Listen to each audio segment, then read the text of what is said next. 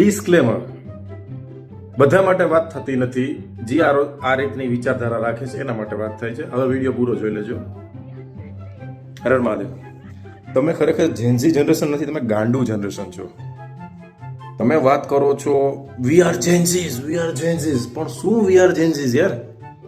તમે કોની સામે બોલો છો તો જુઓ. તમારા બાપ દાદા હતા ને એને પૂછજો કે ડિફેન્સ વાળાને ગારું દઈએ છીએ અમે આ ડિફેન્સને આવું કહીએ છીએ.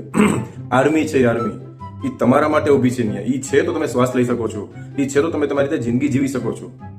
કોકને કંઈ કહેતા પહેલા વિચારે બસ વી નોટ ટોલરન્ટ ધીસ. શું પણ નોટ ટોલરન્ટ ધીસ? તમે મૂવી જોવા જાવ તો 3-3 કલાક તમારું રોકી રાખો છો ત્યારે તમને તકલીફ નથી પડતી, પણ અહીંયા તમને ડિફેન્સ વાળા કહે છે કે હવે આગળ સ્નોફોલ થાય છે કે લેન્ડ સ્લાઇડિંગ થાય છે, તમે થોડી વાર રાહ જુઓ, તમારાથી જોવાતી નથી. એવું તો તમને શું પાવર છે જેન્ઝીનો? ખરેખર તમે ગાંડુ જનરેશન છો, ગાંડુ. જેન્ઝીની ગાંડુ પેલા નથી સારા લાગતા.